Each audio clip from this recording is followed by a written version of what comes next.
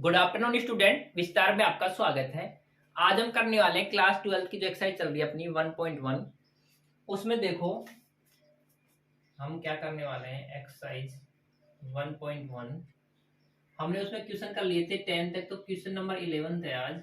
ठीक है, ये कौन सी क्लास के लिए कर रहे हैं अपन? क्लास 12 के लिए कर रहे हैं। ठीक है, कौन सा चैप्टर चल रहा है? फर्स्ट चल रहा है रिलेशनल फंक्शन वाला। तो देखो क्वेश्चन नंबर 11 में क्या दे रखा है, so that the relation R in the set A of point in a plane given by R। कि क्या दे रखा है कि एक रिलेशन है किसमें, in the set A of points on a plane, कोई प्लेन है उसमें जो पॉइंट है उनमें कोई रिलेशन डिफाइन कर रखी है। कैसे कर रखी है? Relation R equal to P comma की। क्या दे रखा है? रिलेशन R है वो किस प्रकार से है, P comma Q such that distance of the point P from origin is same as the distance of the point Q from origin। समझो कि दो पॉइंट हैं तो दोनों पॉइंट के ओरिजिन से डिस्टेंस क्या होनी चाहिए, सेम होनी चाहिए। तो मुझे बताना है इज एन इक्विवेलेंट रिलेशन। फिर आगे क्या करना है further, so that the set of all the point related to the point P is the circle passes through the point P as is with origin as a centre.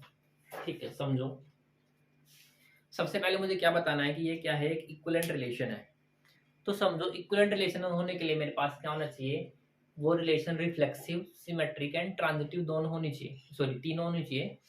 तो reflexive के लिए क्या होगा कि उसी एलिमेंट का उसी के साथ रिलेशन होना चाहिए। तो यहाँ पे क्या कह रहा है कि दो पॉइंट है P और Q, एक रिलेशन बनेगी जिसमें दो कार्टेशियन प्रोडक्ट बनेंगे। कार्टेशियन प्रोडक्ट के अंदर दो ऑर्डर्ड पेयर बनेंगे P एंड Q।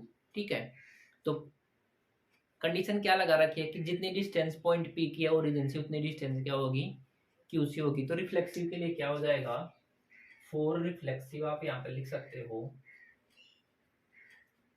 तो बताओ रिफ्लेक्सिव के अंदर कि मान लो उसी पॉइंट की ओरिजिन से डिस्टेंस सेम रहेगी, खुद उसी पॉइंट की उस ओरिजिन से डिस्टेंस सेम रहेगी कि नहीं रहेगी। तो P पॉइंट P से रिलेटेड होगा कि नहीं होगा भाई, उसी पॉइंट की ओरिजिन से जितनी डिस्टेंस होगी तो उसी पॉइंट की फिर से ओरिजिन से डिस्टेंस सेम रहेगी ना। सेम पॉइंट की सेम पॉइंट से डिस्टेंस क्या रहेगी, सेम रहेगी ना। तो यहाँ पे क्या आ जाएगा, एक्स एक्स बिलोंग टू क्या आ जाएगा, आर। समझ में आ गया कि यानी क्या कहना चाह रहा है कि रिफ्लेक्सिव में ये होता है कि उसी नंबर का उसी से रिलेशन होना चाहिए। तो जो पॉइंट P है उसकी डिस्टेंस जितनी ओरिजिन से है तो उसी पॉइंट की हर बार सेम डिस्टेंस रहेगी ना, हर बार उस हर एक पॉइंट की। ठीक है, क्लियर इतना। सिमेट्रिक के लिए समझो, सिमेट्रिक में इतनी प्रॉब्लम नहीं आती, हमेशा कंफ्यूजन रिफ्लेक्सिव में ही रहता है। तो समझो रिफ्लेक्सिव का मतलब जैसे मान लो ये ओरिजिन है, ये मान लो ओरिजिन है, ये पॉइंट P है, तो इसकी हर बार डिस्टेंस सेम रहेगी ना, P P P सेम रहेगी, P का रिलेशन P से रहेगा। ठीक है, सिमेट्रिक में क्या होगा कि पॉइंट P की डिस्टेंस जितनी है उतनी डिस्टेंस Q की है। तो ये क्या हो गया, पॉइंट P की डिस्टेंस ओरिजिन से जितनी है उतनी डिस्टेंस पॉइंट Q की है। तो क्या जितनी डिस्टेंस Q की होगी क्या उतनी डिस्टेंस P की होगी ओरिजिन से, बिल्कुल होगी। तो यानी कि Q P का रिलेशन Q से है, P का रिलेशन Q से है, तो क्या Q का रिलेशन P से नहीं होगा, बिल्कुल होगा, क्योंकि भाई उसने बोला है ना कि दोनों पॉइंट की डिस्टेंस क्या है, सेम है। क्लियर है। ट्रांजिटिव के लिए देखो, ट्रांजिटिव में क्या हो जाएगा कि जितनी डिस्टेंस पॉइंट P की है कहाँ से, ओरिजिन से, उतनी डिस्टेंस पॉइंट Q की है ओरिजिन से। ठीक है, अब जितनी डिस्टेंस पॉइंट Q की है उतनी डिस्टेंस पॉइंट R की है ओरिजिन से। ठीक है, तो क्या जितनी डिस्टेंस P की होगी ओरिजिन से उतनी क्या R की नहीं होगी, बिल्कुल होगी। भाई ऐसे समझो ना कि तीन पॉइंट है, एक दो तीन, इस पॉइंट की ओरिजिन से डिस्टेंस बराबर है जितनी डिस्टेंस इस पॉइंट की है। फिर इस पॉइंट और इस पॉइंट की दोनों की डिस्टेंस सेम है, तो क्या इसकी और इसकी सेम नहीं होगी? होगी ना भाई, 3 पॉइंट है, क्लियर है। तो ये क्या हो गया, ट्रांजिटिव भी हो गई। ठीक है, समझ में आ गया। अब आगे इसने बोला है कि आपको क्या बताना है, ये तो इक्विवेलेंट तो बता दिया, आगे इसने बोला था कि सो that the set of all point related the point P, कि जितने भी पॉइंट पी से रिलेटेड है वो क्या है, एक सर्कल है जो किससे पास होगा, पी से। कि हमें इस प्रकार से शो करना है कि जितने भी पॉइंट पी से रिलेटेड है, जितने भी पॉइंट पी से रिलेटेड है, उन पॉइंट से क्या बनेगा, एक सर्कल बनेगा जो कहाँ से पास हो रहा होगा, पॉइंट पी से, और उसका सेंटर कहाँ पे होगा, सेंटर कहाँ पे होगा, ओरिजिन पे होगा। तो समझो कंडीशन इसने क्या लगाई है कि जितनी डिस्टेंस पॉइंट पी की ओरिजिन से होगी उतनी डिस्टेंस पॉइंट क्यू की होगी। यानी कि कहना क्या चाह रहा है कि अगर मैं किसी भी प्लेन में, समझना, किसी प्लेन में मैंने रेंडमली ले लिए, जैसे मान लो मैंने किसी प्लेन में रेंडमली 4 पॉइंट ले लिए, A B C D, 4 point ले लिए, तो कंडीशन क्या कह रहा है कि हर पॉइंट की ओरिजिन से डिस्टेंस क्या लेनी चाहिए, सेम। तो हर पॉइंट के ओरिजिन से डिस्टेंस, ये ओरिजिन मान लें कि जितनी डिस्टेंस ए से रहेगी उतनी बी से रहेगी, उतनी सी की रहेगी, उतनी डी की रहेगी। यानी कि ये भी डी आएगी, ये भी डी आएगी, ये भी डी आएगी, और ये भी क्या आएगा, डी आएगा। ठीक है, हर एक पॉइंट के और भी पॉइंट ले सकते हो आप, ले लो, ये ले लो, ले लिया। तो हर एक पॉइंट की डिस्टेंस ओरिजिन से क्या रहेगी, सेम रहेगी, क्योंकि ऐसा इसने रिलेशन में बोला है, रिलेशन की ये जो कंडीशन अप्लाई की है इसने, ठीक है, वहां पे बोला है कि हर एक पॉइंट की डिस्टेंस ओरिजिन से क्या रहनी चाहिए, सेम। तो ये क्या है एक्चुअल में, ये क्या बन रहा है, सर्कल ही बन रहा है ना। क्या बन रहा है, सर्कल बन रहा है, ऑब्वियस सी बात है। क्यों बन रहा है, क्योंकि सर्कल क्या होता है, it is the collection of point which are equal distance from a fix point. किसी एक फिक्स पॉइंट से क्या होते हैं, इक्वल डिस्टेंस पे होते हैं। तो फिक्स पॉइंट ये हो गया, और वहां से इक्वल इक्वल डिस्टेंस पे है, और ये जो पी है और ये आपस में रिलेटेड होंगे, होंगे कि नहीं होंगे।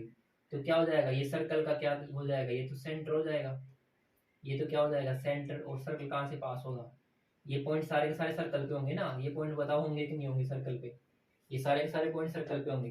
तो यहाँ से मैंने शो कर दिया, तो यहाँ से लिख सकते हैं अपन, ठीक है, कि यहाँ पे डायग्राम बना लेना, डायग्राम की फॉर्म में रिप्रेजेंट कर देना, और यहाँ पे पॉइंट ले लेना कोई भी ए, एक बार इधर बी ले लेना, एक बार यहाँ पे कहीं ले लेना सी।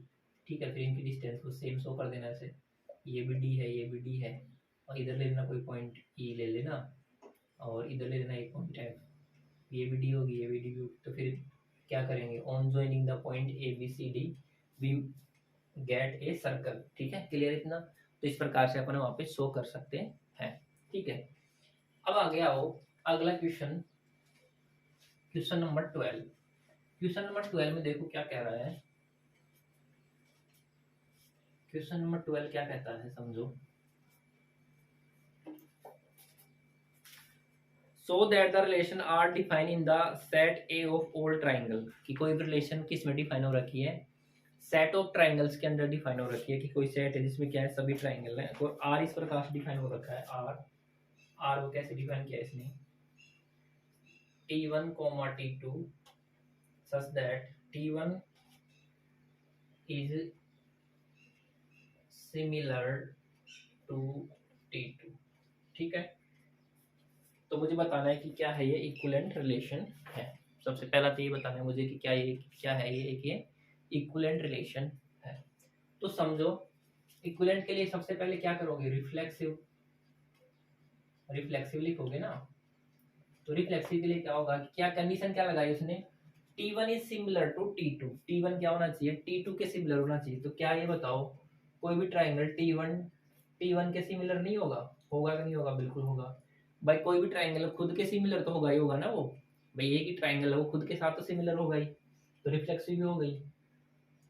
फिर सिमेट्रिक के लिए क्या लिखोगे आप, फॉर सिमेट्रिक, सिमेट्रिक के लिए क्या लिखोगे, क्या कहता है कि T1 सिमिलर है T2 के, ध्यान देना यहाँ पे, T1 सिमिलर है T2 के, तो क्या T2 सिमिलर नहीं होगा T1 के, बिल्कुल होगा, बिल्कुल सही बात है। T1 अगर T2 के सिमिलर, यानी कि T1 का रिलेशन T2 से है, यानी कि T1 T2 element relation R में है, तो T2 T1 भी क्या होंगे, रिलेशन R में होंगे। क्लियर इतना, तो ये क्या हो गई अपनी सिमेट्रिक होगी। अगला क्या है, ट्रांजिटिव। ट्रांजिटिव क्या कहता है, ट्रांजिटिव कहता है कि अगर T1 सिमिलर है T2 के, ठीक है, एंड T2 किसके सिमिलर है T3 के। तो ऐसा होना चाहिए T1 सिमिलर होना चाहिए T3 के। तो देखो ट्राइंगल T1 T2 के सिमिलर है, T2 T3 के सिमिलर है, तो ऑब्वियस सी बात है T1 T3 के सिमिलर होगा, क्योंकि यहाँ पे सिमिलर की बात की गई है। तो ये क्या हो जाएगी, ट्रांजिटिव हो जाएगी। यहाँ तो यहाँ से मैंने लिख दिया कि रिलेशन क्या है, रिफ्लेक्सिव भी है। तो आप यहाँ पे लास्ट में लिख सकते हैं, hence it is a reflexive symmetric transitive, तो hence it is a an equivalent relation. ठीक है, क्लियर, इतना इतना हो गया। अब आगे क्या बोला है, आगे बोला है consider the 3 right angle triangle. हमें 3 राइट एंगल ट्राइंगल को कंसीडर करना है। इसी क्वेश्चन में आगे फर्दर बोला है कि हमें कितने कंसीडर करने हैं ट्राइंगल, 3 राइट एंगल ट्राइंगल करने हैं कंसीडर।